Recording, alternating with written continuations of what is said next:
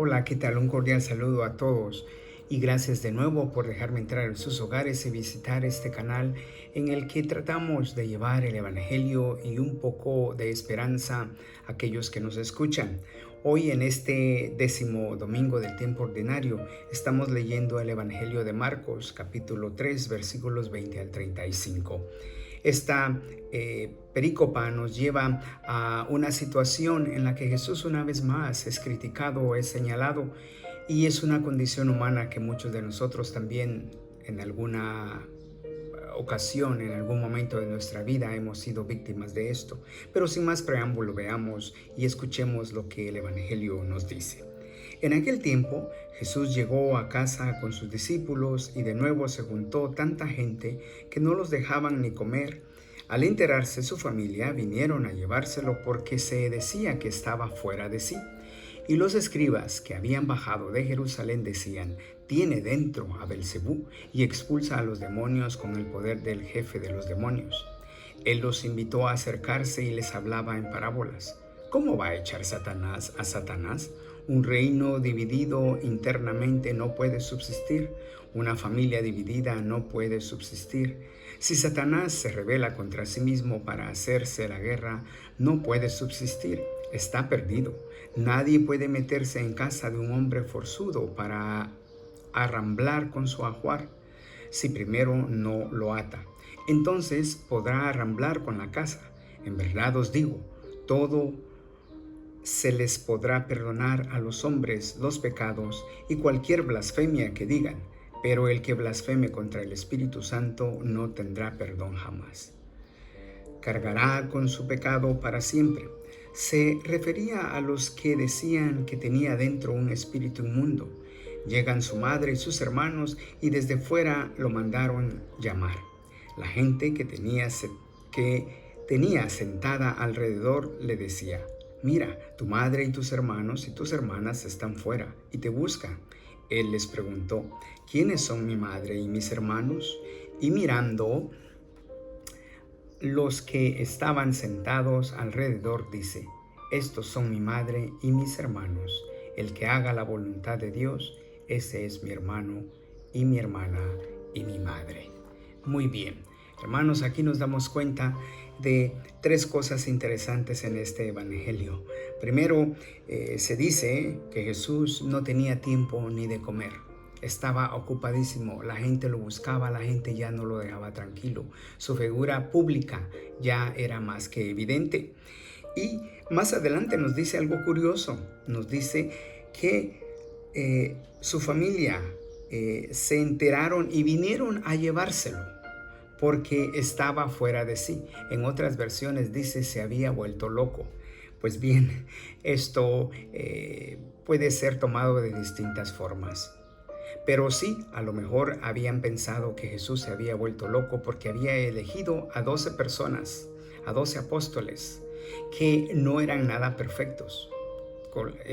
Unos que cobraban impuestos, otros que lo engañarían, otro Simón, por ejemplo, que era un revolucionario que pensaba que en la guerra iba a independizarse de Roma. Y bueno, así todas estas personas tenían un presente y un pasado en sus vidas.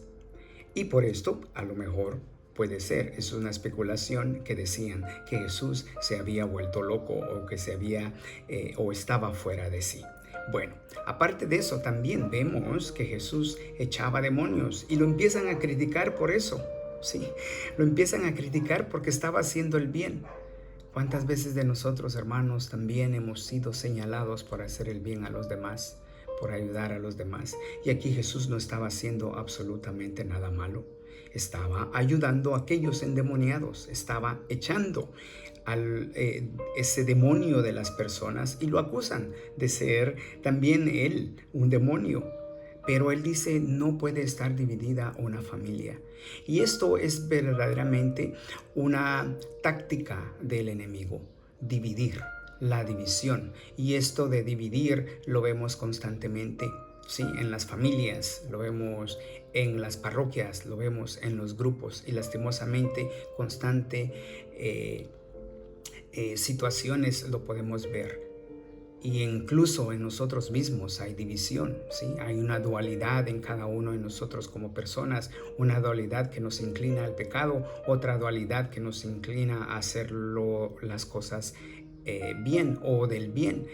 Y esto sin duda es algo que nos ha acompañado durante toda la historia de la humanidad, cómo nosotros estamos divididos. Pero no todo está perdido. Jesús nos da una esperanza, Jesús nos da la fe y diciendo que en la unidad, en la unión, en el mismo espíritu podemos encontrar esa unidad. Pero a veces, hermanos, nos cuesta mucho poder encontrar esa unidad en Cristo porque no la buscamos. Simplemente creemos que estando en nuestro grupo, estando lo que yo estoy haciendo en mi parroquia, eso es más que suficiente. Y a veces no nos inmiscuimos más porque eso implica responsabilidad, eso implica hacer otras cosas, incluso a veces implica dejar mis propios intereses, dejar mi propia familia. Pidámosle al Señor que nos ayude entonces en ese sentido, a que nos dé el Espíritu Santo, a no blasfemar, y blasfemar significa no amar. Blasfemar significa no pedir ese espíritu. Blasfemar significa el creernos autosuficientes. Blasfemar significa que nosotros podemos hacerlo todo por nuestras propias fuerzas, y eso no es así. Definitivamente no lo es.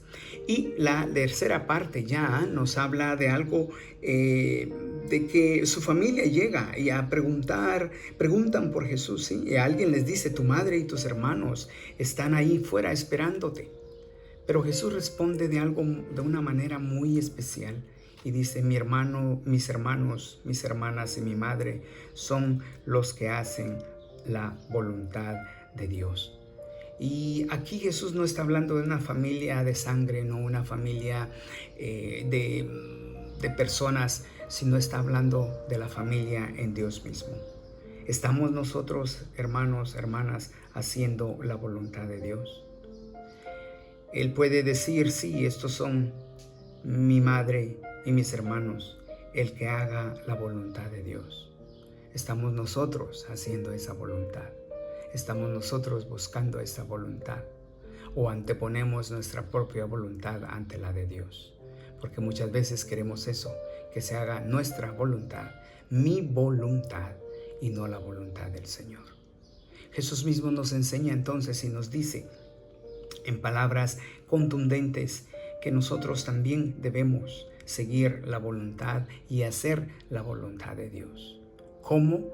Bueno, eso es muy distinto, ¿sí? Y la respuesta puede variar también, pero de acuerdo a la lectura. ¿Cómo lo podemos hacer? Pues escuchando la palabra del Señor, buscando al mismo Jesús, pero no para obtener un favor, sino para que nos transforme, para que nos cambie, para que cambie nuestra vida, para que cambie nuestro interior, para que cambie nuestra alegría, nuestro gozo, y que cambie todo aquello que creemos que nos da alegría, gozo, pero no es así. Las cosas materiales nos dan alegría, a lo mejor nos dan un gozo, pero es temporal.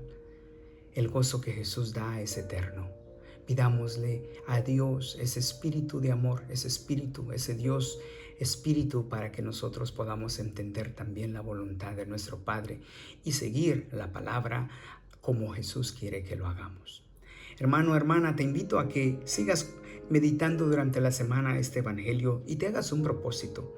¿Cómo vas a seguir tú o cómo vas a hacer tú la voluntad de Dios? ¿Cómo vas a escuchar esa voluntad? Que Dios te bendiga, te acompañe siempre y comparte. Deja tus comentarios, que el Señor siempre esté a tu lado, que nunca te abandone, que es lo que más pido. Ora por mí, que yo estoy orando por ti. Que Dios te bendiga. Hasta una próxima. Amén, aleluya, y que Dios y nuestra Madre la Virgen te protejan y estén contigo en todo momento. Amén, así sea.